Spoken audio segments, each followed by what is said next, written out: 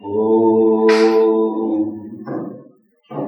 जननीं शारदां देवीं रामकृष्णं जगद्गुरुं पादपद्मे तयोः श्रुत्वा प्रणमामि मुहुर्मुहुः। तव कथामृतं तप्तजीवनं कविभिरीडितं कल्मषापहम् श्रवणमङ्गलं श्रीमदागतं भुवि गृह्णन्ति ते भूरिता जनाः।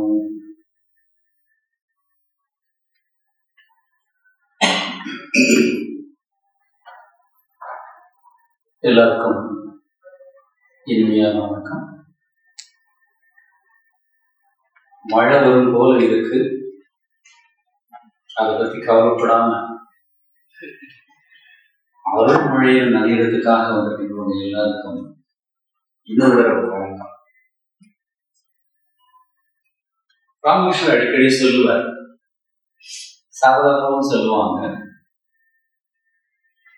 மனசுல எப்பப்போ ஒரு கலக்கம் வருதோ, ஒரு மயக்கம் வருதோ, ஒரு விதமான ஒரு ஃபீலிங் வருதோ, அப்ப என்ன செய்யணும்னாக்கா நித்திய அனித்திய பொருட்களை விசாரணை செய் அப்படின்னு சொல்லு. What is real, what is false. Most of the time நம்ம நல்லா அனலைஸ் பண்ணி பார்த்தா எது எது ஃபால்ஸோ அதுக்காகவே உயிரை விட்டுட்டு நமக்கு தெரியறது. நம்ம ரமண பகவான் சொல்லுவார், யாரோ ஒரு நபர் போய் சொன்னார், உலகம் முழுக்க நிறைய பிரச்சனை போயிட்டு இருக்கு, நீங்க அமைதியா உட்கார்ந்துருக்கீங்க அப்படின்னு. அவர் சொன்னார், உலகத்துல பிரச்சனையா உன் உள்ளத்துல பிரச்சனையா பாரு அப்படின்னு சொன்னார். ஏன் அப்படின்னாக்க நாம அதோட ஐடென்டிஃபை பண்ணி பார்க்கிறப்போ அது பிரச்சனை மாதிரி தெரியுது. ரமணருக்கு இதெல்லாம் ஒரு கனவு மாதிரி அப்படிங்கிற நிலையில அவர் இருக்கார். அவருக்கு இது பிரச்சனையாவே தெரியுது. ஒண்ணு கிடையாது. இப்போ 10th ஒரு பையனோ பொண்ணோ எழுத போறோம் அப்படின்னாக்கா அந்த பொண்ணுக்கு ஒரு டென்ஷன் இருக்கும், வேற யாருக்கு டென்ஷன் இருக்கும், பேரண்ட்ஸுக்கு இருக்கும், வேற முக்கியமா யாருக்கு இருக்கும், டீச்சர்ஸுக்கு. அதுவும் கணக்கு பாடணுக்கு அவங்களுக்கு ரொம்ப டென்ஷன் இருக்கும். ஆனா உங்களுக்கு எல்லாம் அதை பத்தி கவலையும் இல்லை, ஃபெயில் ஆயிட்டேன் சரி விடுறா அப்படிங்க சாதாரணமா. For you it is not so important, for them it is life problem. அதே பையன் ஒரு வருஷம் கழிச்சு தேவையில்லாம நான் கவலைப்பட்டேன், ரொம்ப அரட்டிக்கிட்டேன். அப்போ ஒண்ணுமே கிடையாது, சும்மா ஜாலியா பாஸ் பண்ணிருக்கலாம். தேவையில்லாம இந்த டீச்சருக்கு ரொம்ப டென்ஷன் கொடுத்து விட்டாங்க, வேற சேர ப்ரெஷர் போட்டு விட்டாங்க, மயங்கி போயிட்டு ரொம்ப மாதிரியா இருந்தது. அவங்களுக்கே தெரியும். As we grow older physically and mentally, இந்த உலக பொருட்கள் எல்லாமே அதனுடைய சாம் என்ன சொல்றது தமிழ், மயக்கத்தை இழந்து விடும், நம்ம வளரணும். இதைத்தான் இவங்க அடிக்கடி சொல்லிட்டே இருப்பாங்க. ஸோ அப்பேற்பட்ட ராமகிருஷ்ணனுடைய அந்த வழிகளை பார்த்துட்டு இருந்தோம். வித்யாசாகர் போய் பார்த்து விதவிதமான விஷயங்களை பேசிக்கிட்டே வர ஒரு இடத்துல சொன்னார், போன வகுப்புல பார்த்தோம், எந்த பொருளுமே உருளைக்கிழங்கு ஆகட்டும் காய்கறி ஆகட்டும் வேக வச்சா மென்மையாகும், நமக்கும் ஞானம் வந்த மனசு மென்மையாகும், நீங்க ஒரு சித்தர் அப்படின்னு சொன்னார். உடனே இவர் வித்யாசாகர் சிரிச்சுக்கிட்டே சொன்னார், உளுந்து மாவு வேக வச்சாக்கா அது கெட்டியாயிடும் அப்படின்னு வேடிக்கை ஒரு குறுக்கு கேள்வி. அப்புறம் ராமகிருஷ்ணன் சொல்றாரு, நீங்க அந்த மாதிரி இல்லை, வெற்று பண்டிதர்கள் தான் அந்த மாதிரி இருப்பாங்க. அதிகமா படிக்க படிக்க நிறைய பேருக்கு ஞானம் வருதும் இல்லையோ தலக்கணும் எக்கச்சக்கமா வரும். நிறைய அதுக்காகத்தான் ரொம்ப படிக்காத அப்படி சாமிஜியே சொல்லுவாங்க. நிறைய படிச்சுட்டே இருந்தாக்க அது ஒன் டைப் ஆஃப் வித்யா கர்வம் அப்படின்னு சொல்லுவாங்க. அது ரொம்ப டேஞ்சர். அதுல இருந்து வெளியில வர்றது காமினி காஞ்சனம் பேர் கூட அதை விட இந்த வித்யா கர்வம் பயங்கரமான. அது இருக்கிறவங்க நடத்து வர்றதே அப்படி என்னமோ நிமிந்து பார்ப்பவங்க எல்லாம் துச்சமா பார்ப்பாங்க.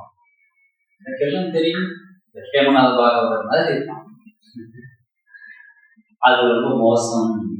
சோ இங்க சொல்ற வெற்றி மனிதர்கள் பெரிய பெரிய விஷயங்கள் பேசுவாங்க, ஆனா மனசு முழுக்க உலக விஷயங்களை நாடி இருக்கும்.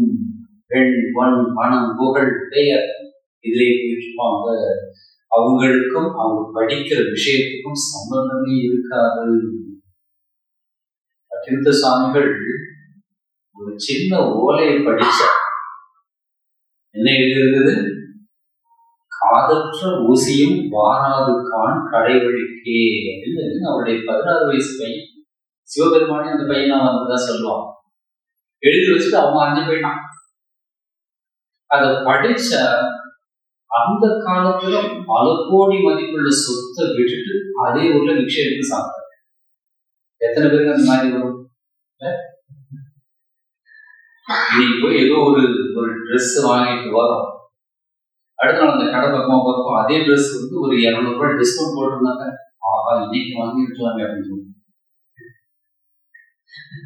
இங்க சில டிவோட்டிஸ் நான் கிரிட்டிசைஸ் பண்ணல, சில டிவோட்டிஸ் அன்னைக்கு ஏதோ ஒரு புக்கு ஒண்ணு வந்து புதுசா ரொம்ப நல்ல புக்கு, நான் ஒரு அம்மா பேசுறப்போ இது நல்ல புக்கு, இது வாங்கி படிங்க, உங்களுக்கு ரொம்ப யூஸ்ஃபுல்லா இருக்கும். அப்ப அந்த அம்மா சொன்னாங்க, ஓ அப்படியே சுவாமி நல்லா இருக்கு, இன்னும் 3 நாள் சசிமலா ஜெயந்தி வருது, அன்னைக்கு 40% டிஸ்கவுண்ட் கொடுப்பாங்க, அன்னைக்கு வாங்க. சரி ஓகே நல்லது, எப்படியோ வாங்குங்க. அந்த 40% கூட மடத்துக்கு போயிடக்கூடாது. சாமி வேடிக்கை சொல்ல, because people love money so much. Why money is sweeter than honey. அந்த மாதிரி அது சின்னதுல இருந்து பழகிட்டோம். இந்த வெற்றி பண்டிதர்கள் கூட அந்த மாதிரி நிறைய பெரிய பெரிய விஷயங்கள்லாம் பேசுவாங்க. வேதத்தில் எப்படி சொல்லியிருக்கு, உபனிஷத்து எப்படி சொல்லுது அப்படின்னு சொல்லுவாங்க. ஆனா மனசு முழுக்க விஷய பொருட்கள் மேலே இருக்கும். எனக்கு என்ன கொடுப்பாங்க, என்ன பேர் வரும், யார் என்ன பாராட்டி பேசுவாங்க, இந்த மாதிரியே போயிருக்கும் அப்படின்னு சொல்றேன். பெரிய கழுகுகள் மேலே மிக உயரத்தில் பறக்கின்றன, ஆனால் அவைகளின் பார்வை கீழே செத்து போயிருக்கும் உடல்கள் மீது அப்படின்னு ஒரு எக்ஸாம்பிள் கொடுத்தாரு. அந்த மாதிரி சொல்லிட்டு, நீங்க அந்த மாதிரி கிடையாது, உங்ககிட்ட தயை இருக்கு, பக்தி இருக்கு, வைராக்கியம் இருக்கு, இது எல்லாமே வித்யா மாயையின் மகிமைகள் அப்படின்னு சொல்றோம். பெயர், புகழ், பணம், காசு இந்த பக்கம் போனா மனசு அது அவித்யா மாயம். அவித்யா மாயம் என்ன பண்ணுனாக்க உங்களை திரும்ப திரும்ப இந்த உலகத்துக்கு கொண்டு வந்துட்டே இருக்கு. புனரப்பி ஜனனம், புனரப்பி மரணம், போயிட்டு வந்துட்டு இருக்கோம். கஷ்டப்பட்டு ஒரு பிறவில பெரிய பேர் புகழெல்லாம் அடையலாம், அடுத்த பிறவில பேர் புகழ் கிடைக்காத ஒரு மோசமான பிறவி கூட கிடைக்கலாம்.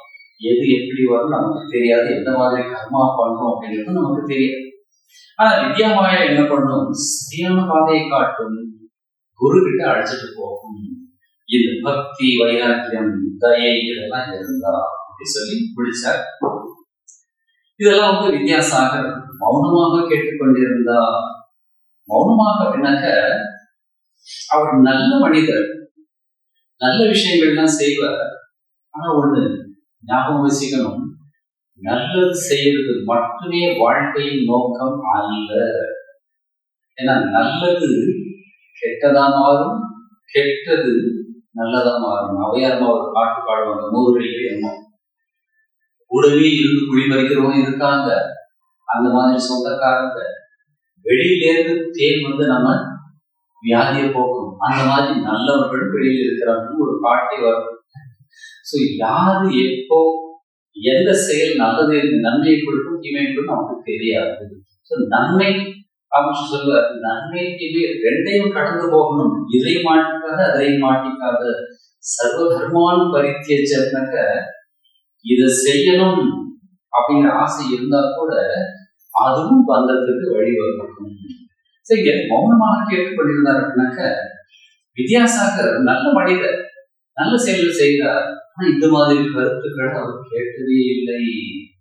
ஹையர் ஐடியாஸ், ஆன்மீக கருத்துக்களுக்கு என்ன பேருனாக்க ஹையர் ஐடியாஸ். உலகம் சம்பந்தப்பட்டதெல்லாம் லோயர் ஐடியாஸ், இது லோயர் லெவல். இதுதான் ஒரு மேல்நோக்கிய பார்வையை கொடுக்கும். ஆனால் இவர் மௌனமாக கேட்டுக்கொண்டிருந்தார், இதுவரைக்கும் கேட்காது. எல்லோரும் ஒரே நோக்குடன் குருதேவர் என்னும் அந்த ஆனந்த மூர்த்தியை பார்த்துக் கொண்டிருந்தனர். குருதேவர் பேச பேச அந்த வார்த்தைக்கு அவ்வளவு சக்தி. குருதேவர் பேசுறப்போ அவருடைய தவத்தின் வலிமையோடு பேசுற. ஒரு இடத்துல சொல்லுவார், யாருக்கு இறைவனுடைய ஆணை கிடைச்சிருக்கோ அவங்க சொல்றத உலகம் கேட்கும், கேட்டுத்தான் ஆகணும்.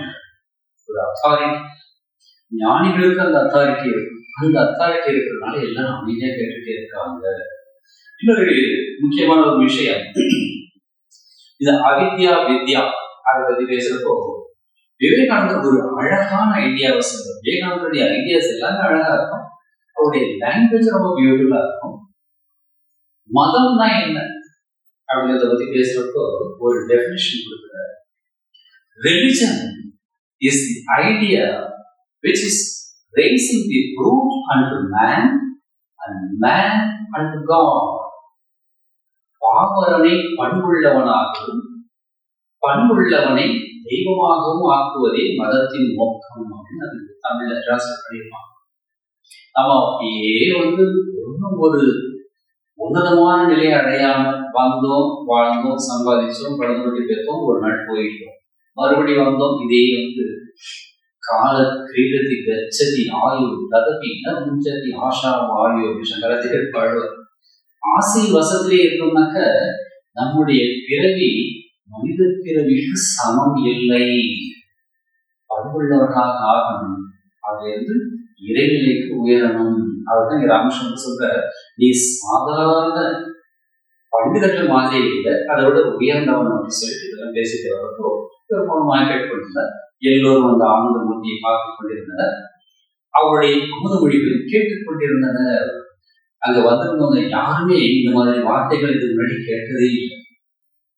நம்ம எப்பவும் இப்ப சாதாரண நீங்க ஒரு கல்யாண வீட்டுக்கு போனோம்னா எதை பத்தி பேசுவீங்க? ராமகிருஷ்ணன் ஒரு கல்யாணம் பண்ணார், மனைவியை தொடர்பு, இதை பத்தி பேசுவீங்க. நீங்க என்ன ஒரு வாழ்க்கை அப்படின்னு மணமக்கள் கிட்ட போய் ரெண்டு பேருமே வெறுத்து போயிடுவாங்க. முன்னாடியே சொல்லியிருந்தாக்கா ராமகிருஷ்ண மடத்துல சேர்ந்திருக்கேன், அவர் சாரதா மடத்துல சேர்ந்து சொல்லலாம்னு சொல்லிடுவாங்க. அங்க போனாக்க இந்த நகை நல்லா இருக்கு, படம் நல்லா இருக்கு, பையன் நல்லா இருக்கா, உடம்பு நல்லா இருக்கா, அப்புறம் அவசரப்படுவாங்க, இப்படி இதெல்லாம் சொல்லித்தான் ஆகணும். இந்த மாதிரி பேச்சுக்கள் தான் அதுக்கேற்ற மாதிரி உங்க மனசும் திங்க் பண்ணணும். மடத்துக்கு வர சொல்றது, கோயிலுக்கு போக சொல்றது எதுக்குனாக்க அதுக்கு ஒரு தனியான மகத்துவம் உண்டு. வீட்டுல இருந்து யூடியூப்ல கேட்கலாம், சிவகாசியில இருக்காங்க, காஞ்சிபுரத்துல இருக்காங்க, ராமநாதபுரத்துல இருக்காங்க, அவங்களால வர முடியாது. டெய்லி ஒரு நாளைக்கு வந்துட்டு போக முடியுமா? முடியாது. ஆனா பக்கத்துல இருக்கிறவங்க இந்த வீட்லயே உட்கார்ந்து இது பண்ணாக்க house has got some limitations. மடத்துக்கு சில ஃபெசிலிட்டிஸ் உண்டு, டிவைன் அட்மாஸ்பியர் உண்டு. அது உங்களுக்கே தெரியாம உங்க மனசுக்குள்ள போகும். That is called impressions. அதுக்காக ரெகுலர் மடத்துக்கு வாங்க, சாதுக்களை பார்த்து ஏதாவது ரெண்டு நல்ல வார்த்தை பேசுங்க அப்படின்னு சொல்றது. வினேஷானந்த மகாராஜ் ஒரு பெரிய ஞானி இருந்தார், அம்மாவுடைய திசை. அவர் எப்பவுமே சொல்ல, ஒரு சாது போய் அவருக்கு நமஸ்காரம் பண்ணிட்டு அந்த ஒரு டிவோட்டி சாப்பிட்றதுக்கு என்ன கூப்பிட்டுருக்கிறாரு, நான் போயிட்டு வரேன் அப்படின்றப்போ இவர் கேட்டார், அவங்க சாப்பாடு போடுவாங்க, நீ என்ன கொடுப்ப? இவர் அப்படியே திரைச்சு நிற்கிறார், அவங்க ஒரு சன்னியாசி, நான் என்ன கொடுக்க முடியும்? அப்ப அவர் சொல்ற, அவங்க உனக்கு உடம்புக்கு என்ன வேணுமோ கொடுப்பாங்க, நீ அவங்களுக்கு மனசுக்கு என்ன வேணுமோ அதை கொடுத்துட்டு வா, எங்க போனாலும் சரி. அப்படிதான் ஒரு ரெண்டு ஐடியாவை சொல்லிட்டு வா, சாமியோட ஐடியாவை சொல்லிட்டு வா, குருமராஜ் ஐடியாவை சொல்லிட்டு வா. இல்ல ஒரு திருக்குறள் நாம இங்க வச்சுக்கலாம், அவருக்கு திருக்குறள் தெரியாது, ஒரு பெங்காலி, கீதையில இருந்து ஒரு ஸ்லோகம் சொல்லிட்டு அர்த்தத்தை சொல்லிட்டு வா அப்படிங்கிற. வெறுமனே சும்மா ரெண்டு மூணு கேஷுவல் திங்ஸ் பேசிட்டு போறதுல வர்றவங்களுக்கு அதிக லாபம் கிடையாது. சுவாமி ரங்கநாதன்மார அவர் கேட்டு வரவங்க எல்லாருக்குமே புக்கு கொடுப்பார். அவங்ககிட்டயே சொல்லியிருக்கேன், இதெல்லாம் ஞாபகப்படுத்திக்க வேண்டிய விஷயம். நான் கேட்டேன், நீங்க எல்லாருக்கும் புக்கு கொடுக்குறீங்க, அவங்க படிப்பாங்கன்னு நினைக்கிறீங்களா? ஒரு சிம்பிள் ஒரு வார்த்தை சொன்னார், sometimes they may read it or somebody else may read it. It is not a waste. சில சமயம் அவங்க படிக்கலாம், இல்ல வேற யாரும் படிக்கலாம். இந்த புக்கு நான் படிச்சு முடிச்சுட்டேன், இதே புக்கு வச்சு நீங்க படிக்க முடியுமா? முடியாதா? ஏன்னா இதுல இருக்கிற எழுத்தெல்லாம் தீர்ந்து போயிடுமா? நான் படிச்சா தீர வைக்கிறார். 1000 பேர் படிச்சா புக் அப்படியே தான் இருக்கும். Ideas transport. அது மாதிரி நல்லதை வாங்கறதுக்கு நம்ம மனசை தயார் பண்ணிக்கணும். நல்ல அட்மாஸ்பியரை தேடி போகணும். நல்ல விஷயங்கள் எங்க நடந்தாலும் அழைப்பு இல்லைன்னா கூட போகணும் அப்படின்னு ஒரு இடத்துல ராமகிருஷ்ணன். சரி, இந்த மக்கள்லாம் ஃபர்ஸ்ட் டைம் எல்லாம் கேட்கறதுனால ஆச்சரியமா கேட்கறாங்க. இந்த மாதிரி விஷயத்த அவங்க கூட சில சமயம் இந்த லைசர் எல்லாம் கேட்டுட்டு சில பேர் சொல்லுவாங்க, இந்த மாதிரி விஷயத்தெல்லாம் கேட்டதே இல்லை. எப்படி கேட்பீங்க? கல்யாணம் வீட்டுக்கு போய் 50 மணிகளா கேட்பீங்க? இல்ல வீரமொழி விவேகானந்தர் அப்படின்னு அதை கேட்பீங்களாங்க? இந்த உலகம் ஒரு மாயை அப்படின்னு கல்யாண வீட்டுல யாரோ பேசுவாங்க, அடிச்சு வெளியில தள்ளி விட்டுருவாங்க, போய் வெளியில அப்படிமா. சோ இங்க எல்லாரும் ரொம்ப அமைதியா வீரானந்தத்தோடு கேட்டுக்கொண்டிருக்கிறார்கள். அப்புறம் மகேந்திரநாத் எழுதுறார், மறுபடியும் வித்யாசாகர் பத்தி எழுதுறாரு. வித்யாசாகர் பெரிய பண்டிதர், நிறைய படிச்சவர், அதுக்காக இதெல்லாம் சொல்றாரு. ராமகிருஷ்ணன் காரணம் இல்லாம ஒரு விஷயத்தையும் பேச மாட்டாங்க. நல்லா ஞாபகம் வச்சு, அவங்களுடைய மனசு என்னங்க, மகாபுருஷ் மகாராஜிட்ட போய் ஒரு டிவோட்டி கேட்டார். டிவோட்டிய சாப்பிடுவோம், எப்படி நீங்க மத்தவங்க மனசுல இருக்கக்கூடிய கேள்வி கரெக்டா புரிஞ்சுக்கிட்டு பதில் சொல்றீங்க? ஏன்னா அவங்க பேசிட்டு போறப்ப அவங்க சொல்லுவாங்க, இந்த டவுட் ரொம்ப நாளா எனக்கு இருந்தது, நீங்க சரியான பதில சொல்லிட்டீங்க சாமி. நம்ம கிட்ட கூட சில பேர் சொல்லுவாங்க, நாம சொல்லல, குருதேவர் சொல்ற. மகாபுருஷ்மார்கிட்ட போய் அவர் கேட்கிறார், எப்படி அவங்க மனசுல இருக்கக்கூடிய டவுட்ஸ் எல்லாம் உங்களுக்கு தெரியுது அப்படின்னு. மகாபுருஷ்மார் ரொம்ப சயின்டிபிக்கா சொல்ற, வெரி சிம்பிள். உன்னுடைய மனசு பிளாங்கா இருந்தா அவங்க மனசுல இருக்கிறது அதை ரிஃப்ளெக்ட் ஆகும், எடுத்து பேச வேண்டியதுதான். ஆனா நம்ம மனசு பிளாங்கா இருக்க, பிளாக்கா இருக்கு. நம்ம மனசுல என்ன இருக்கு தெரியாது, நமக்கு அடுத்த மனசுல என்ன இருக்கு தெரியுமா? அப்ப சொல்ல தெரியாம இருக்கிறது கூட நல்லதுதான். இங்க வித்யாசாகர் பத்தி அவர் ஏன் சொல்றாங்க, பெரிய பண்டிதர், படிச்சுட்டு அவருக்கு இறையாகவும் இல்லை வித்யாசாகருக்கு. அதை பிளாங்கா சொல்லக்கூடாது இல்லையா? அதுக்காக ரொம்ப நாசூக்கா ராமகிருஷ்ணன் சொல்ற, பண்டிதர்கள் பெரிய பெரிய படிப்பெல்லாம் படிப்பாங்க, மனசு முழுக்க உலகத்துல இருக்கும் அப்படின்னு சொல்லாம சொல்கிறேன். அதைங்க மகேந்திரநாத் எழுதுற. வித்யாசாகர் பெரிய பண்டிதர். சம்ஸ்கிருத கல்லூரியில் படித்த காலத்தில் வகுப்பில் முதல் மாணவராக திகழ்ந்தார். ஏழையா இருந்தாலும் பெரிய புத்திசாலி. புத்திசாலிகள் எப்படின்னாக்க ஏழை பணக்காரன் அப்படிங்கிற வித்தியாசம் கிடையாது. யாருக்கு சரஸ்வதி தேவியோட அனுகிரகம் இருக்கோ அவங்களுக்கு வித்யா வந்தே தீரும். படிச்சாலும் சரி, படிக்கணும் சரி. தாமஸ் ஆல்வா எடிசன் என்ன படிச்சார்? சரஸ்வதியோட லட்சணம். சோ அந்த மாதிரி இவர் நல்ல படிச்சுக்கிற முதல் மாணவராக திகழ்ந்தார். ஒவ்வொரு தேர்விலும் பல தங்க பதக்கங்களும் சான்றிதழ்களும் பெற்றவர். அந்த மாதிரி பெஸ்ட் ஸ்டூடெண்ட். படிப்படியாக சம்ஸ்கிருத கல்லூரியில் தலைமை ஆசிரியராக உயர்ந்தவர். அதே கல்லூரியில் படிச்சுட்டு அங்கேயே வேலைக்கு சேர்ந்து ஹெட் மாஸ்டரும் ஆயிட்டார். அவருக்கு சம்ஸ்கிருத இலக்கணத்திலும் காவியத்திலும் நல்ல பயிற்சி இருந்தது. ரொம்ப புயங்க பேசக்கூடியவர். சுய முயற்சியினால் ஆங்கிலமும் கற்றிருந்தார். இது ஒரு முக்கியமான பாயிண்ட். கத்துக்கிறது வசதி இல்லை என்ன தெரியல, சுய முயற்சி. தானே புக்ஸ் எல்லாம் படிக்கிறது. ரங்கநாதன் மகாராஜ் அதிகம் படிக்காதவர், 8ஆம் கிளாஸ் 9ஆம் கிளாஸ் தான் படிச்சிருக்காரு. அதுக்கப்புறம் படிக்கிறதுக்கு அதிகம் வசதி இல்லை, மனசு இல்லை முக்கியமா. ஆனா அதுக்கப்புறம் மடத்துல சேர்ந்ததுக்கு அப்புறம் அப்படி படிச்சிருக்காரு. சமஸ்கிருதம் கொஞ்சம் கொஞ்சம் கேரளாவில் இருக்கிறதுனால நல்ல விட அவர் தமிழ்நாட்டுல போறாங்கல்ல, தமிழ்நாட்டுல பார்த்தோம்னா சமஸ்கிருதம் கத்துக்கிறதுக்கு வாய்ப்பு ரொம்ப கம்மி. கேரளாவில் இருக்கிறதுனால நல்லா கத்துக்கிட்டார், சின்னதுலயே தெரியும். இன்னொன்று, சின்ன வயசுல இந்த ஒரு சின்ன பையன் உட்காந்துருக்கான். அந்த வயசுல பிரெயின் அவ்வளவு ஷார்ப்பா இருக்கும். நம்ம அரசியல்வாதிகள் தான் நல்ல புத்திசாலிகள் இல்லையா? அந்த வயசுல கம்பல்சரி பாஸ் போட்டு விட்டுருவாங்க. அவங்க படிக்கிறதே மறந்துடும். 9th 10th கழுத்து பிடிக்கிறாங்க, திக்கி முக்கி கழுத்து சில பேர் உலகத்தை விட்டுட்டு போயிடலாம். சின்ன வயசுல என்ன கொடுத்தாலும் சரி, அந்த brain is so fresh, so flexible, untainted, ஈஸியா கத்துக்கணும். அந்த நேரத்துல கத்துக் கொடுக்கணும். நம்ம இவர் டால்ஸ்டாய் ஒரு அம்மா கேட்டாங்க, நிறைய மாணவர்கள் படிக்கிறாங்க, அவர் பெரிய ஞானி, தத்துவ ஞானி, என்னுடைய பையனை உங்ககிட்ட படிக்க அனுப்பலாம்னு நினைக்கிறேன். அப்படியா? அனுப்புன்னு சொல்லிட்டாரு. ஆக்சுவலா எந்த வயசுல இருந்து படிக்க ஆரம்பிக்கணும்? இவர் கேட்டார், உன் பையனுக்கு என்ன வயசு? 3 வயசு தான். 3 வயசா? 3 வருஷம் வேஸ்ட் பண்ணிட்டு அழைச்சிட்டு வா அப்படின்னா. ஞானிகள் எப்படி திங்க் பண்றாங்கல்ல, நாம தான் இன்னும் குழந்தை 20 வயசு ஆயிடுச்சு, இன்னும் குழந்தை உலகம் தெரியாது சொல்லிட்டு அவன் உலகத்தை விட்டுட்டு வந்தாலும் வந்துருவான். எனவே நல்ல விஷயங்களை கொடுக்கக்கூடிய கடமை ஒவ்வொரு பெற்றோருக்கும் உண்டு, ஆசிரியர்களுக்கும் உண்டு. இவர் சுய முயற்சினால் ஆங்கிலமும் கற்றிருந்தா, அதாவது தன்னை நல்லா டெவலப் பண்ணியிருக்கிறார். Where there is a will, there is a way அப்படின்னு சாமி சொல்றார். உங்களுக்கு ஆர்வம் இருந்தா, உங்களுக்கு திறமை இல்லைன்னா கூட பரவாயில்ல, தானே வரும் அப்படின்னு அறிஞர்கள் சொல்லுவாங்க. அந்த மாதிரி ஒரு கத்துக்கிட்டார். அடுத்து பாராகிராஃப்ல சொல்ற மகேந்திரநாத், வித்யாசாகர் பிறருக்கு மத விஷயமாக அறிவுரைகள் வழங்குவது இல்லை. தரிசனங்கள் போன்றவர்கள் படிச்சிருக்கிறார்.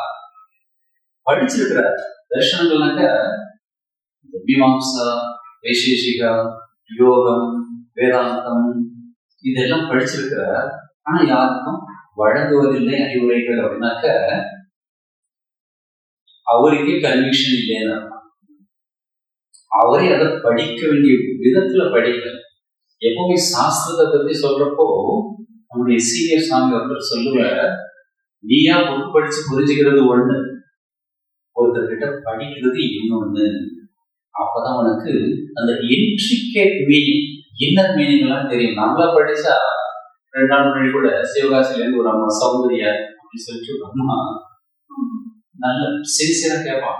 எனக்கு போன் பண்ணி சொன்னாங்க, 50 மணிகள் போன வகுப்பு கேட்டேன், ஒவ்வொரு வார்த்தைக்கு அவ்வளவு மீனிங் இருக்கா, நான் எத்தனை தடவை அதை படிச்சிருக்கேன், இதெல்லாம் எனக்கு தெரியாது அப்படின்னா. இது பெருமைக்கு சொல்லல. We have to learn from proper people. இவர் படிச்சிருக்க அந்த வித்யாகரம் பண்றப்போ, நான் ஏன் அவங்ககிட்ட போய் படிக்கணும், எனக்கே படிக்க தெரியுமே அப்படிங்கிற ஒரு தடுப்பு சுவர் வரும். சுவர் இருந்தாக்க என்ன பார்க்க முடியும்? வராது. அந்த மாதிரி தரிசனம் போன்றவரை படுத்திருக்கிறார். இங்க இன்னொரு முக்கியமான ஒரு பாயிண்ட் நாம ஞாபகம் வச்சுக்கணும். மனுஷனா பிறந்து ஒவ்வொருத்தருக்கும், அதுவும் ஆசிரியர் பணி செய்கின்றவர்களுக்கு அந்த கடமை ரொம்ப அதிகம். என்ன அப்படின்னாக்க, குழந்தைங்களுக்கு சரியான பாதையை காட்டணும், பெற்றோர்கள் கூட காட்டணும். 4 டியூட்டிஸ் இருக்கு ஒவ்வொரு மனுஷனுக்கும். தாய் தந்தையை காப்பாற்றணும், தாய் மொழியை காப்பாற்றணும், தாய் நாட்டை காப்பாற்றணும், தாய் மதத்தை காப்பாற்றணும். நம்ம இதை பற்றி எல்லாம் நம்ம குழந்தைங்க சொல்றதே இல்லை. நல்லா படி நிறைய அந்த வேலை நல்லது, இந்த பணக்காசு சேர்க்கறதுல நாம ட்ரைனிங் கொடுக்குறோம். Not wrong. நல்ல வாழ்க்கை வாழணும்னு எவ்வளவு பேர் சொல்லி கொடுக்குறாங்க. as a result அவன் எங்கேயோ அமெரிக்கா போறான், கண்டு பழகிறதெல்லாம் கத்துக்கிறான். சில சமயம் நம்ம மதத்துல உண்மையா சொல்லிட்டு வேற மதத்து பொண்ணையை கல்யாணம் பண்ணிக்க, ready to sacrifice anything for the sake of my own happiness. எவ்வளவு மோசம், அது பாவம். தாய் மதத்தை காப்பாற்ற வேண்டியது. சுவாமிஜி அப்படி சொல்றார். கப்பல்ல வர்றப்போ 2 ஃபாதர்ஸ், கிறிஸ்டியன் ஃபாதர்ஸ் இந்தியாவை பத்தி ஹிந்து மதத்தை பத்தி இந்த அப்பா பேசினப்போ கொஞ்ச நேரம் வெயிட் பண்ணார். அவர் கோபம் வந்துருச்சு. 2 பேரும் டெக்ல போயிட்டு இருந்தாங்க. அவங்க அங்கேயே பேசினாங்க, தூக்கிட்டார். One more word you will be in the water அப்படின்னு சொன்னாங்க. சைலண்டா நடந்தது இதெல்லாம். ஏன்னா சில இடத்துல பிசிக்கல் பகுதியை காட்டி ஆகணும். சைலத்துல கூட எவனோ ஒருத்தன் ராமரை பத்தி கண்டுபிடி பேசியிருந்தான். உங்களுக்கு எல்லாம் தெரியுமோ தெரியாது, நீங்களாம் நல்லவங்க, அதெல்லாம் தெரிஞ்சுக்கவே மாட்டீங்க. எவ்வளவு ஒருத்தன் முட்டாள், அவனுக்கு எதுவும் சாகித்ய அகாடமி கிடைச்சிருச்சாக்கா தன்னை பெரிய மனுஷன் நினைச்சுக்கிறான். ராமருக்கு புத்தி சுவாதீனம் இல்லை அப்படின்னு பேசுறான் பப்ளிக். ஜனங்களுக்கு கேட்டுட்டே இருக்காங்க, இந்துக்கள் கல் எடுத்து அடிச்சது அங்கே மேடையில படிச்சவங்க இருக்காங்க, நம்ம ஹிந்து பெரியவர்கள் பேசுறாங்க. அதுல ஒருத்தர் நண்பர் நான் காத்து பேசினேன், ஏன் நீங்க ஒண்ணுமே சொல்லல? பிரச்சனை வந்திருக்கு, சொல்ல வேண்டிய கடமை உங்களுக்கு இருக்கு இல்லையா? அப்படியே இதெல்லாம் நம்முடைய கடமை. பேச வேண்டிய சீரல் கடிக்காத அப்படின்னு சொல்லுவார் ராமகிருஷ்ணன். எங்க சீரனுமோ அந்த சீரல் என்னக்க கண்டவெல்லாம் சீரிட்டே இருக்கும். அதை கேட்கிறப்ப நமக்கே டவுட் வரும். அதனாலதான் எனக்கு எம்மதமும் சம்மதம் அப்படின்னு பெரிய மனசு நினைச்சுக்கலாம். அது முட்டாள்தனமான மனசு. அது சொல்லக்கூடிய பக்குவம் எல்லாருக்குமே கிடையாது. ஏன் அந்த மாதிரி வருதுன்னாக்க நம்ம மதத்தின் பேரு நமக்கு தெரியாது. அவன் திருப்பி சொல்லுவ எல்லா மதங்களும் உண்மை, ஆனா உன்னுடைய மதத்துல ஸ்ட்ராங்கா இரு. எல்லாருமே எனக்கு அம்மாக்கள், ஆனா ஏன் அம்மா தனி. சாமிஜி ஒருத்தர் கேட்டார், நீங்க எப்படி அந்த ஃபாதர்ஸ் கிட்ட இந்த மாதிரி பேசலாம், நீங்க ஒரு சன்னியாசி, அன்புதான் உங்களுடைய வழி அப்படின்னு. சாமிஜி எனக்கு சொன்னார், என் மகனே, உங்க அம்மாவை பத்தி ஒருத்தன் தப்பா பேசினா நீ என்ன செய்வேன்? அவன் முகத்துல அறையுவேன். நானும் அதுதான் செஞ்சேன் அப்படின்னா. எங்க பேசணும் அங்க பேசணும். இவர் வித்யாசாகர் அவ்வளவு படிச்சிருக்கிறார், மதத்தை பத்தி எடுத்து சொல்லல. எவ்வளவு மாணவர்கள் அவர் சொல்லி இருந்தா ஆச்சாரத்தை சிரேஷ்ட கர்த்தவியவ இதோஜன அப்படின்னு சொல்லுவாங்க. பெரியவங்க படிச்சவங்க ஒரு பதவியில் இருக்கிறவங்க என்ன சொல்றாங்களோ அந்த ஜனங்க அப்படியே கேட்பாங்க. மற்ற மதத்தை சேர்ந்தவங்க அவங்க கோயில கூப்பிட்டு இந்த கட்சிக்கு ஓட்டு போடுறதுனாக்க எல்லாரும் போடுறாங்க. நம்ம ஆளுங்க யாருக்கும் ஒண்ணு கிடையாது. 2000 தான் ஓட்டையா விற்கிறாங்க, நாட்டையே விற்கிறாங்க. ஒண்ணும் தெரியும், மதத்தை பத்தி தெரியாது, தாய்நாட்டை பத்தி தெரியாது, தாய்மொழியை பத்தி தெரியாது. அப்படியே குருதேவர் பார்த்துட்டே இருப்போம். இந்த மாதிரி ஆட்கள் அந்த நியூட்ரலா இருப்பாங்க. Either be positive or negative, ஏதோ ஒன்று. இந்த நியூட்ரலா இருக்கிறவங்க எந்த பக்கம் சேருவானே தெரியாது. அவங்களாலதான் பிரச்சனையும் வரும். இவர் இந்த மாதிரி நியூட்ரலா இருந்திருக்கிறார். மத விஷயமாக அறிவுரைகள் வழங்குவதில்லைனாக்க எனக்கு எதுக்கு அந்த கான்ட்ராவர்சி அப்படின்னு ஒதுங்கி இருக்கிற டைப். ஒதுங்கி நின்னாக்க you are not performing your duty properly. Mahabharata யுத்தம் வரப்போகுது, யார் யார் எந்தெந்த பக்கம் அந்த பேச்சுவார்த்தை நடந்துகிட்டு இருக்கு. பலராமர் கிளம்பிட்டார். கிருஷ்ணர் பார்த்து சொல்றார், கிருஷ்ணா, இந்த யுத்தத்துக்கு காரணம் நீ தான். நீ நினைச்சா இதை நிறுத்தி இருக்கலாம், but you want it, you want to happen it. எனக்கு விருப்பமே கிடையாது, நான் ஜாயின் பண்ண மாட்டேன், நான் கிளம்புறேன், தீர்த்த யாத்திரை போறேன். யாரு? பலராமர். கிருஷ்ணன் எப்போ அண்ணனுக்கு அறிவுரை சொல்ல மாட்டார். அந்த ஒரு நேரத்துல அறிவுரை சொன்னார், அண்ணா, தர்ம யுத்தம் நடக்க போகுது, இதுல ஒண்ணு நீங்க இந்த பக்கம் சேரணும், இல்ல அந்த பக்கம் சேரணும். ரெண்டுலையும் நான் சேர மாட்டேன், நியூட்ரலா இருக்காங்க. நீங்க சொன்னா மறைமுகமா you are supporting the wrong side. நான் ஓட்டு போட மாட்டேன், எவன் வந்து என்ன பண்ணுவாங்க, you are supporting the wrong people sir. அது ஒரு பாவம். இதெல்லாம் நமக்கு தெரியாது. ஏதோ 2 பாட்டு கேட்டுட்டு அப்படியே மயங்கி போய் உட்கார்ந்துட்டு இருக்கோம். எப்படி இருந்த நாடு பாரத நாடு, பாருக்கெல்லாம் திலகம் அப்படின்னு வரையில பார்க்க. திலகத்தை நெத்தியில தான் வைக்கணும், கீழே ஓடக்கூடாது. இந்த மாதிரி ஆட்கள்லாம் அது இங்கிலீஷ் பீரியட்ல நிறைய பேர் நல்லா படிச்சவங்க இங்கிலீஷ் கூட சுகமா இருப்பாங்க. நம்ம ஆளுங்களை கண்டுக்கவே மாட்டோம். வித்யாசாகரோடு வரணும். அதுதான் சொல்றாரு. தர்ஷன் போன்றவர் படித்திருக்கிறார், ஆனால் அறிவுரை வழங்குவதில்லை. தாய் தந்தைக்கு சேவை செய்யணும், தாய் மொழிக்கு சேவை செய்யணும். எப்படி? சுத்தமா பேசணும். அவருக்கு கேட்கிறேன், 2 வார்த்தை சுத்தமா தமிழ்ல பேச முடியுமாட்டா? ஓ எஸ் அப்படின்னா. இது தமிழ், தமிழ் தாய்மொழிக்கு சேவை செய்கிறது இல்லை. தாய்மொழியை நல்லா கத்துக்கிட்டு இந்த அடல் பிஹாரி வாஜ்பாய் ஒரு பிரைம் மினிஸ்டர், அற்புதமான மனுஷன். அவர் பேச்செல்லாம் நான் கேட்டிருக்கேன் பிருந்தாவனத்துல இருந்தப்போ. அவர் ஹிந்தி பேச ஆரம்பிச்சாக்க ஒரு இங்கிலீஷ் வார்த்தை வர வந்துட்டே. இங்கிலீஷ் பேச ஆரம்பிச்சா ஒரு ஹிந்தி வார்த்தை வர.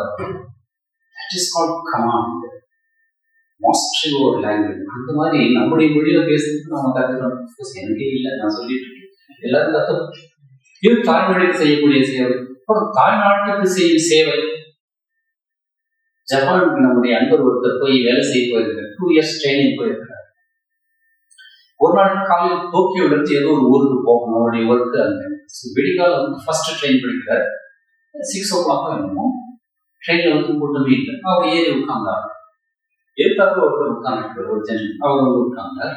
பார்த்தா அந்த சீட் கொஞ்சம் கிழிஞ்சிருந்துதான். உடனே அவர் தன்னுடைய பேகை திறந்து ஊசி நூல் எல்லாம் எடுத்து அந்த சீட்டை தைக்க ஆரம்பிச்சார். கூட்டம் கிடையாது காலையில. ஜப்பான்ல பாப்புலேஷன் கம்மி தான், புத்தி ஜாஸ்தி, பாப்புலேஷன் கம்மி. இந்தியாவில் பாப்புலேஷன் ஜாஸ்தி, அப்புறம் நீங்க ஃபில்அப் பண்ணீங்க. ஸோ தங்க ஆரம்பிச்சுட்டார். நம்முடைய இந்திய நண்பர் உடனே என்ன பொது சேவை செஞ்சா உடனே நம்ம ஆளுங்க கேள்வி கேட்பான், ஏன் என்ன பண்ணி மிஸ்டர் தினேஷ், இதுல ஒரு ப்ராஜெக்ட் பண்ணிட்டு இருக்கேன், ஒரு 10,000 வரும், அதுல ஒரு ப்ராஜெக்ட் பண்ணிட்டு 20,000 வெரி குட் அப்படின்னா ஆபீஸ் போய் சேவையா இந்த சின்ன வயசுலையா, சரியா இருக்கா கிட்னி அப்படின்னு கேட்பான். ஸோ இவர் உடனே இந்தியன் இல்லையா, இந்தியன் பிரெயின் அப்படின்னு பார்த்து why are you doing this? Are you an employee of railways அப்படின்னு கேட்டான்.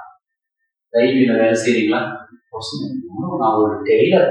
அந்த ஜப்பானீஸ் ஜென்டில்மேன் சொன்னார், ஒரு டெய்லர், யாரோ இதை பிடிச்சிட்டாங்க, நான் ஆர்மியில சேர்ந்து என்னுடைய நாட்டுக்கு சேவை செய்ய முடியாது, பட் என்னால முடிஞ்ச சேவையை செய்கிறேன், இதை சீட்டு தைக்கிறேன், because it belongs to me. ஏன் ரயில்வே பஸ்ல எல்லாம் போறப்ப பாருங்க, பொது சொத்து, நம்ம சொத்து, ஆனா அதே போட்டு கண்ணாடி எல்லாம் உடச்சி நெருப்பு கூட வச்சிருக்கோம். என்னமோ அரசியல்வாதிகள் பணம் போற மாதிரி, அவன் நல்லா சேஃபா இருக்கான், பணம் போறது உங்க பாக்கெட்ல இருக்கான். சோ தாய்நாட்டுக்கு சேவை உங்களால முடிஞ்ச விதத்துல செய்யலாம். டாக்டரா இருந்தாக்க நல்ல மருத்துவம் பாருங்க, அது சேவை. பாக்கியா இருந்தா நல்லா சொல்லிக் கொடுங்க, அது சேவை. பப்ளிக் சர்வெண்ட், கவர்மெண்ட் ஆபீசரா இருந்தாக்க நிறைய வாய்ப்பு இருக்கு. நிறைய பேர் அதுதான் மிஸ்யூஸ் பண்ணிட்டு இருக்காங்க. சேவையும் இல்லை, சம்பளம் வேற, அது வேற, இதெல்லாம் பண்ணிட்டு இருக்காங்க. இதெல்லாம் பெரிய பாவம். அது தாய்நாட்டுக்கு செய்யக்கூடிய சேவை இல்லை. பின்னால் அதெல்லாம் திரும்பி உதைக்கும். இது உணவு. தாய் மதத்துக்கு சேவைனாக்க நம்ம மதத்தினுடைய விசேஷத்தை நாம தெரிஞ்சுட்டு நம்ம குழந்தைகளுக்கு சின்னதிலேயே சொல்லணும். நாம சரியா சொல்றது இல்லை. They are ready to change their religion without knowing its significance. இவர் நிறைய படிச்சு அவர் படிச்சுட்டு ஒண்ணுமே செய்யாம இருந்திருக்கிறார் அப்படின்னு என்னால் ஜஸ்ட் கோட் பண்ண. ஒரு முறை நான் அவரிடம் ஹிந்து மத தரிசனங்களை பற்றி உங்கள் கருத்து என்ன என்று கேட்டார். அதற்கு அவர் வித்தியாசம், அவை எதை விளக்க முயல்கின்றனவோ அதில் வெற்றி பெறவில்லை என்றுதான் எனக்கு தோன்றுகிறது என்று கூறினார். இதிலே தெரிஞ்சுக்கலாம், அவரே படிச்சிருக்கிறார். சாஸ்திரத்தை நீங்களா படிச்சுட்டாக்க, நான் கூட அன்னைக்கு ஒரு நாள், எனக்கு சில வருஷம் முன்னாடி ஒரு டாக்டர் MBBS படிக்கிற பையன், முடிச்ச பையன், நல்லா வெரி இன்டெலிஜென்ட், சைக்காலஜி பத்தி பேச்சு வந்தது. நான் கேஷுவலா சொன்னேன், பகவத்கீதையில 14th chapter deals mainly with pure psychology. Gunatraya விபாக yoga அப்படின்னு பேர் 14வது சாப்டர். முழுக்க முழுக்க சைக்காலஜி, நம்ம மனசு எப்படி எல்லாம் வேலை செய்யுது, அதை எப்படி உருவாக்கணும் அப்படிங்கிறதுலாம் அவ்வளவு அழகா கொடுத்துருக்காரு கிருஷ்ணன். அதெல்லாம் படிக்கணும். மனுஷனா பிறந்தவங்க, இந்துக்களா பிறந்தவங்க இதெல்லாம் படிக்கணும். அதை சொன்னேன். உடனே அந்த பையன் brilliant, oh is it okay let me see அப்படின்றான். இது ஈவினிங் நான் பேசுறேன். உடனே சாப்பிட்டு நான் போய் கிளாஸ் எல்லாம் படிச்சுட்டு படுத்துட்டு காலையில் டிஃபன் சாப்பிடணும் பையன் வந்தான். நைட்டு அவன் சொல்றான், சார் நீங்க சொல்லும் நைட்டு சாப்பிட்டு கூட போய் படிச்சேன், எனக்கு ஒண்ணுமே தெரியலையே அப்படின்னா. நீயா படிச்ச உனக்கு ஒண்ணும் தெரியாது, ப்ராப்பர் ஆளுகிட்ட போய் படி, அதுல எவ்வளவு உதவிட்டு இருக்கு அப்படின்னு அவர் எடுத்து கொடுப்பா. இந்த ஏதாவது ஒரு பழக்கடையில நீங்க ரெகுலரா பழம் வாங்குங்க, இல்ல வெஜிடபிள் ஷாப்ல ரெகுலரா வாங்குங்க. நீங்க போய் நின்னாலே என்ன வேணுமா அப்படின்னு கேட்பாரு. இந்த முருங்கைக்காய் வேணும் இல்லை வெண்டைக்காய்னாக்க அவரே பொறுக்கி போடுவார். கவனிச்சிருக்கீங்களா? Is regular customer, so I have to help. இதெல்லாம் சிம்பிள் சைக்காலஜி. நீங்க புதுசா போனாக்கா ஏமாத்திருக்குவாங்க. வழக்கமா வாங்கணும்னாக்க அவங்களே பார்த்து அதை எடுக்காது, எது நல்லா இருக்கு சொல்லுவாங்க. பழத்தோட நல்ல பழத்தை எடுத்து கொடுப்பாங்க. லைக் தட் எது உண்மை எது அப்படிங்கிறது படிச்சவங்க புரிஞ்சுக்கிட்டவங்க சொல்லுவாங்க. இவர் எதுவுமே பண்ணல. அதனால எதுல அது என்ன சொல்ல வருது தெளிவா தெரியலன்னு இவர் நினைச்சுக்கிறார். சாஸ்திரங்கள் தெளிவாக எழுதப்படவில்லை அப்படின்னு இவர் சொல்றார். வித்யாசாகர் பழைய ரிஷிகள் முனிவர்களை விட பெரிய ஒரு ஆள் அப்படிங்கிற மாதிரி ஒரு நினைப்பு இதுல வருவார். மற்ற இந்துக்களைப் போலவே சாத்தம் போன்ற எல்லா சடங்குகளையும் சம்பிரதாயங்களையும் செய்தார். பூமல் அணிந்திருந்தார். இதெல்லாம் பண்றார் mechanically, without knowing the meaning. அப்படியே சில பேர் அப்படியே சுத்திட்டே இருப்பாங்க. நம்ம கோயில் எதுக்கு சுத்துறோம்? பிறவிப்பினிலிருந்து தப்பிக்கிறதுக்காக அங்க சுத்தக்கூடாது அப்படின்னு சொல்லிட்டு இருக்காங்க, இங்க சுத்தம். இது இன்னர் மீனிங். நிறைய பேர் வந்து வாக்கிங் வருவாங்க, சரி வாக்கிங்காவது பண்ணுங்க, ஓகே. பட் சுத்தப்போ கிருஷ்ணாராமா கிருஷ்ணாராமா சொல்லுங்க. இங்க உக்ரைன் ரஷ்யா எல்லாம் இங்க கொண்டு வராதுங்க, மறுபடியும் அந்த உலகத்திலே இருக்கீங்கன்னு அர்த்தம் இல்லையா? That means it becomes mechanical, purposeless. இதான் சொல்றேன். சடங்குகள் சம்பிரதாயங்கள் எல்லாம் செய்தார், பூர்வ அனுப்பியிருக்கிறார். வங்க மொழியில் எழுதும் கடிதங்களில் ஸ்ரீ ஸ்ரீ ஹரி சரணம் என்று முதலில் எழுதி இறைவனை வணங்கிய கடிதத்தை அழைப்பார். சாமி கும்பிடுறது கூட இவங்களெல்லாம் வந்து மோனோட்டோனஸ். கோயில் பார்த்தா அவ்வளவுதான், இன்னர் அர்ச், தீவிரதாகம் கிடையாது. அந்த மாதிரி ஒரு வேறொரு சமயம் கடவுளை பற்றி அவருடைய கருத்து என்ன என்று கேட்டபோது வித்யாசாகர் சொன்னார், கடவுளை அறிவது என்பது இயலாத காரியம். இதுல வந்து ராமகிருஷ்ணனுடைய ஆப்போசிட் கருத்தா இருப்பார். அவர் பார்க்கிறேன் உனக்கு காட்டுறேன் என்கிறார் ராமகிருஷ்ணர். அதெல்லாம் தெரியாத நபரா இருக்கிறார். கல்கத்தாவே இருந்திருக்கிறார், ராமகிருஷ்ணன் பத்தி கேட்டிருக்கிறார், ஆனா போய் பார்த்ததே இல்லை. ஆனா அவரை தூக்கி விடணும், நல்ல மனுஷன் ராமகிருஷ்ணன் இறங்கி வரணும். இதுதான் குரு கிருபா. நமக்கு அந்த மாதிரி வரும் சொல்ற. அப்படியானா செய்ய வேண்டியது என்ன அவர் சொல்ற வித்யாசாகர், கடவுளை அறிய முடியாது. அப்ப என்ன செய்யணும்? நாம் எதை செய்தால் எல்லோரும் நம்மை பின்பற்றி அதன் மூலம் இந்த உலகமே சொர்க்கமாகுமோ அதை செய்ய வேண்டும். எல்லாருக்கும் சந்தோஷத்தை கொடுக்கணும். ஒரு பழைய படத்துல சிவாஜி சொல்லுவார் ஒரு டயலாக், என்னுடைய ஒரே ஆசை என்ன தெரியும், என்னை சுத்தி இருக்கிறவங்க எல்லாம் சந்தோஷமா இருப்பாங்க. அதுதான் அதை பார்த்து நான் சந்தோஷமா இருக்கேன். நான் சந்தோஷமா இருக்கணுங்கிறது தான் பர்பஸ். Highly selfish. அவங்களுக்கு ஏதாவது கஷ்டமா என்னால தாங்க முடியாது. That I don't want. இது வந்து பார்க்கறதுக்கு அன்செல்ஃபிஷ் மாதிரி தெரியும், பட் பக்கா செல்ஃபிஷ்னஸ். அந்த மாதிரி ஒரு கருத்து சொல்றாரு. இனிமையா இருக்கணும், எல்லாரும் சந்தோஷமா இருக்கணும். பட் உலக வாழ்க்கை is design in such a way முழுக்க முழுக்க சந்தோஷம் வராது. சுகம் துக்கம் ரெண்டும் கலந்துதான் வாழ்க்கை அப்படின்னு கிருஷ்ணன் சொல்றார். அதனாலதான் சுக துக்கிய சமயத்திற்கும் அப்படின்னு சொன்னார். நீ இதுலையும் மாட்டிக்காது அதுலையும் மாட்டிக்காது, ரெண்டையும் தாண்டி போகும். அது மனித பிறவியின் மகத்துவம், பர்பஸ் அவர் சொல்றார். இவர் என்ன சொல்ற, உலகமே சொர்க்கமாக ஆகும் அதை செய்யணும், இதுதான் நான் செய்ய வேண்டியது என்று நினைக்கிறேன். அது பாசிபிளே கிடையாது. நம்ம சாமிஜி ஒருத்தர் ஏதோ ஒரு சென்டர், நான் முன்னாடி வந்து இன்ஸ்டியூட் கொண்டு சொல்லியிருக்கேன். எங்கேயோ வெளியில போறப்போ ஒரு நாள் தெருவில் வந்து ஏதோ வண்டியில அடிபட்டு ஆசிரமம் பக்கத்துல வந்து உட்கார்ந்துட்டு தலையில பலமான அடி, தலையில உடம்புல வயிற்றுக்கிட்ட சாதையெல்லாம் பிஞ்சிட்டு அப்படியே அது உட்கார்ந்து இவர் பார்த்தோடனே ரொம்ப இறக்கம், ஐயோ பாவம் அப்படின்னு சொல்லிட்டு திரும்பி போய் இவர் வந்து ஸ்கின்னுக்கு ஏதோ பூசுற ஒரு மெடிசனை கொண்டு வந்து பூசிக்கிட்டார். மெடிசன் தானே இல்ல ஆறிடும் அப்படின்னு சொல்லி பூசி விட்டுட்டு அவரு அந்த நாய் பேசாம அது என்ன பண்ணும், ஒன்றும் சக்தியே இல்லை. இப்படி தடை விட்டுட்டு போயிட்டார். திரும்பி வரப்ப பார்த்தா நாய் சேர்த்து போய் கிடக்குது. ஏன்னாக்கா இந்த மெடிசன் போட்டோடனே எரிச்சல் வரும் இல்லையா, எரிச்சல் வந்தோடனே அது நக்க ஆரம்பிச்சிருச்சு. நாய்க்கு தெரியுமா ஃபார் எக்ஸ்டர்னல் யூஸ் ஒன்லி அப்படின்னு, எக்ஸ்டர்னல் யூஸ் ஒன்லி மெடிசன் உள்ள போயிடுச்சு. இன்டர்னல் போனோம்னா அது அங்கேயே வேற ஆரம்பிச்சிருச்சு. நாய்கள் ஒரேடியா லிபரேஷன் தான், வியாதியிலேருந்து இல்லை வாழ்க்கையிலேருந்தே லிபரேஷன். இது ஒரு இன்சிடென்ட், பெங்களூர் கேட்ட இன்சிடென்ட் இது. அதனாலதான் ஒரு சாமி சாமி சொல்றாரு, நாம செய்யற சேவை எல்லாமே வந்து நன்மை கொடுக்குன்னு நினைச்சிடாதப்பா, கேரளா இருக்குன்னு ஒரு தடவை சொல்லிட்டு இருந்தோம். இதெல்லாம் அனுபவ வார்த்தைகள். நிறைய பேர் நீங்க திருவண்ணாமலை போய் பாருங்க, வேலை செய்யாம எத்தனை பேர் சாப்பிட்டு இருக்காங்க பாருங்க, அவங்களுக்கு கொண்டு போய் சாப்பாடு கொடுப்பாங்க. We are making them சோம்பேறி. அதுல என்ன புண்ணியம் வரும், ஏதோ வரும், கொஞ்சமா வரும். சோ இவர் என்ன சொல்றாரு, உலகமே சொர்க்கமா இருக்கணும், இதுதான் நாம் செய்ய வேண்டியது நினைக்கிறேன்.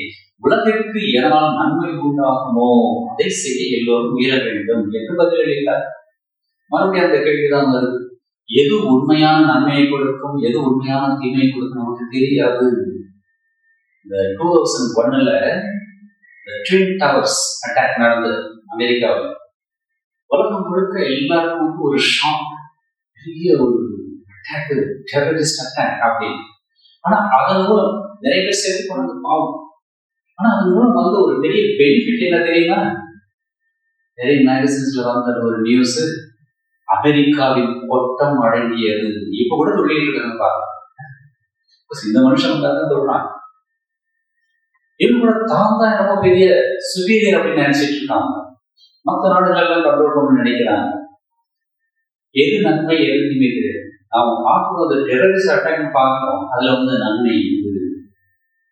ஜப்பான் ஹிரோஷிமா நாகசாகி அந்த பாம்பு போட்டாங்க. அதே அமெரிக்கா 20 வருஷத்துல அவங்க பெரிய பில்டிங் எல்லாம் கட்டிட்டு அமெரிக்காவுக்கு போட்டியாக வந்து பிசினஸ்ல வளர்ந்தாங்க. தேனீக்கள் மாதிரி வேலை செய்வாங்க ஜப்பானியர்கள் அப்படின்னு ஒரு சாமி சொல்ற. போயிட்டு வந்து சுறுசுறுப்பா இருப்பாங்க. நம்ம ஃப்ரெண்டு ஒருத்தர் போயிருக்கிற ஜப்பான், மறுபடியும் இந்த ஜப்பான் கதையை சொல்றேன். காலையில் ட்ரெயின் கூட்டம் கிடையாது. கூட்டம் இல்லைன்னு சொல்லிட்டு இவர் என்ன பண்ணிட்டாரு, காலத்துக்கு ஆப்போசிட் சீட்ல வச்சுட்டு போறாரு. நமக்கு கொஞ்சம் ரிலாக்ஸ் பண்ற பழக்கம் இல்லை எங்களுக்கு கூட. அப்போ போறப்ப தொடங்கவே மாட்டோம். அவ்வளவு தேசபக்தி நமக்கு இல்லையா. காலப்படி வச்சுட்டு ஸ்டாப்பிங் வந்து அவர் எடுத்து நின்னாதான் இங்க வந்து ஒரு ஜென்டில்மேன் இருக்காரு. அவர் பார்த்துட்டு இவர் எடுத்து நின்ன உடனே தெரிஞ்சு போச்சு, ஒரு இந்தியன் தெரிஞ்சு போச்சு, நாட் ஜப்பானிஸ் தெரிஞ்சு போச்சு. அவர் வந்து தன்னுடைய கர்சி எடுத்து இதை தொடச்சார். அப்போ இவருக்கு ஒரு பெரிய why are you doing this? ஏன் செய்யறீங்க? அந்த ஜென்டில்மேன் சொன்னார், because some Japanese gentlemen may come and sit. என்ன எரிசல்பா, இதெல்லாம் கத்துக்கணும். நாம என்ன கத்துக்கணும்னாக்கா, இங்க எங்க கண்டபடி முடி வெட்டி இந்த ஜீன்ஸ்ல கண்ட இடத்துல கிழிச்சு விட்டு அது நாய் கடிச்சதா இல்லை இவன் கடிச்சதா தெரியுது, இதெல்லாம் போய் ஃபாலோ பண்ணிருக்கணும். why not their disciplines? நான் வெளிநாட்டில் இருக்கும்போது நிறைய ஃபாரினர்ஸ் பார்த்துருக்கேன். அவ்வளவு டிசிப்ளினா இருப்பாங்க. அவங்க டைம் சொன்னா கரெக்டா பங்க்சுவலா வருவாங்க. எந்த வேலை செஞ்சாலும் சரி எக்ஸலண்டா செய்வாங்க. இந்த ஃபினிஷிங் ஃபாரின்ல இருந்து வந்து இந்த மெடிசினல் இதெல்லாம் பாருங்க, இந்த வாயல்ஸ் அப்படிம்பாங்க, இந்த சின்ன சின்ன கண்டெய்னர் அவ்வளவு அழகா டிசைன் பண்ணுவோம். இங்க நம்ம ஊர்ல இருந்து நீங்க கொண்டு வந்து அதை திறக்கிறது, நீங்க சுத்தியில எடுத்து அடிச்சு இந்த பக்கம் உடச்சி கையில எல்லாம் பட்டு பினிஷிங் வச்சுட்டா என்னன்னே தெரியாது. இதெல்லாம் குவாலிட்டியெல்லாம் கத்துக்கணும். எனவே இவர் சொல்ற எதனால நன்மை உண்டாகும் அதை செய்யணும். இங்க வந்து மறுபடியும் நமக்கு அந்த கேள்வி வருது, உண்மையான சேவை எது? திருமண ஒரு பாட்டு சொல்ற ரமண மகர்ஷி ஒரு இடத்துல சொல்லுவார், வருவோய் உண்மையிலேயே உலகத்துக்கு செய்யக்கூடிய மிகப்பெரிய சேவை எது தெரியுமா? உன்னை நீயே உணர்வதுதான் அப்படின்னு சொல்ல. நீ ஞானத்தை அடைஞ்ச உலகத்துக்கு அதை விட பெரிய பாக்கியம் கிடையாது, சேவை கிடையாது. எனக்கு அந்த ஞானத்துக்கு முன்னாடி எத்தனை பேர் அங்க போய் இருக்காங்கப்பா, எத்தனை பேருக்கு அது ஒரு இன்ஸ்பிரேஷன். இப்ப நீங்க சாப்பாடு போட்டா எவ்வளவு நேரம் கைகள் நிற்கும், 4 hours மறுபடியும் வந்து பார்த்துட்டு வந்து நிற்போம். அதனாலதான் ஜப்பான்ல மறுபடியும் ஜப்பான் வருது. இன்னைக்கு என்னன்னு தெரியல. ஜப்பான்ல வந்து ஒரு ப்ராபர்பே வந்து, if a man comes to you for food, give him a fish and a fishing rod. அப்படின்னு ஒரு பழமொழி. யாராவது பசியில் வந்தாக்க ஒரு மீனை கொடு. அங்க வந்து மீன் சாப்பிடுவாங்க. எனக்கு அது கடல் பக்கத்துல இருக்கிறதுனால மீன் தான் மெயின் உணவு ஜப்பான். இன்னொன்று மீன் சாப்பிட்டாக்க மூளை நல்லா வேலை செய்யுது, மெடிக்கல் கண்டுபிடிச்சிருக்காங்க. சாப்பிடுறவங்க சாப்பிடுறது ஓகே. ஸோ மீனை கொடு அப்ப சாப்பிடுறதுக்கு. பட் மறுபடியும் அவன் நாளைக்கு வந்து கேட்கக்கூடாது. அதனால ஒரு ஃபிஷிங் ராடை கொடு, தூண்டில கொடு, அவனே மீன் பிடிச்சு சாப்பிடணும், தொழிலை கற்றுக்கொடு, உணவையும் கொடு, ஞானத்தையும் கொடு. அற்புதமான அதனாலதான் அவங்க உழைக்கிறாங்க. ஜப்பான் வந்து இத்தோட்டு இருக்கு, தமிழ்நாடு சைஸ் கூட இல்லைன்னு நினைக்கிறேன். அமெரிக்காவுக்கு போட்டியா இருக்காங்க. யூத் பவர்ல ஃபர்ஸ்ட் நிற்கிறது இந்தியா. இன்னும் கூட நமக்கு நிறைய பேர் வந்து அமெரிக்கா போனாதான் எனக்கு சந்தோஷம் அப்படின்னு போயிட்டு இருக்கோம். நம்ம நாட்டின் பெருமை தெரியாம இதெல்லாம் கொஞ்சம் சொல்லுங்க. எனிவே, ஸோ எது நன்மை செய்யணும் அதை செய்யணும் அப்படின்னு இவர் சொல்ற. அவருடைய அண்டர்ஸ்டாண்டிங் வந்து ஹெல்பிங் அதர்ஸ் அப்படிங்கிற அந்த ஒரு லிமிட்டோட நின்று போச்சு அப்படிங்கிறது மகேந்திரா இதெல்லாம் விளக்குறார். அதுக்காக தான் குருதேவர் வந்து எப்படி பேச போறார் அப்படின்னு இனிமே தான் பார்க்கணும்.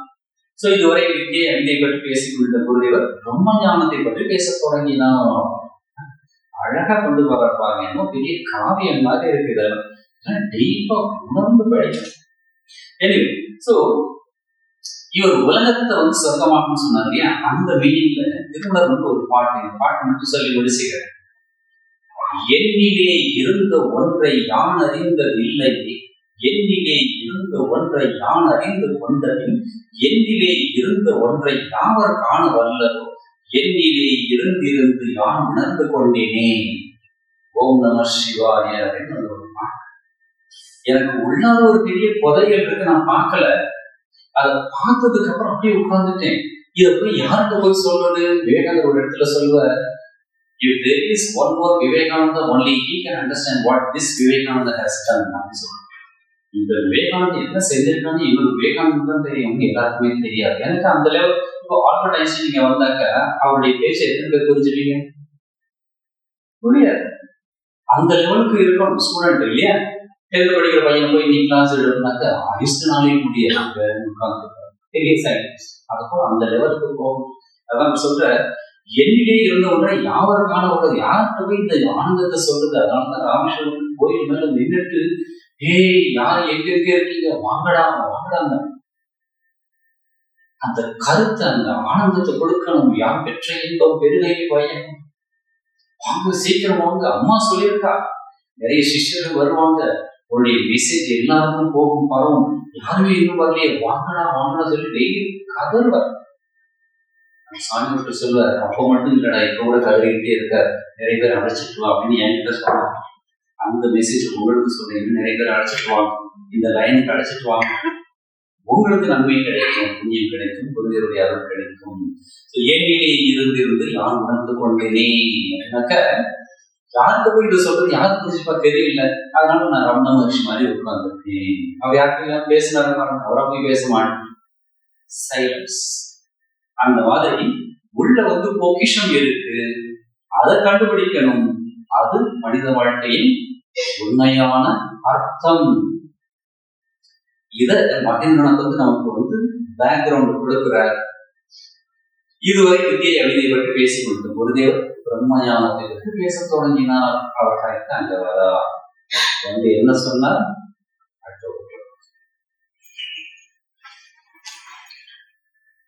ஓம் அசதோ மா சத்கமய தமசோ மா ஜோதிர்கமய மிருத்யோர்மா அமிர்தம் கமய. ஓம் சாந்தி சாந்தி சாந்தி. ஹரி ஓம் தத்சத். ஸ்ரீராமகிருஷ்ணார்ப்பணமஸ்து.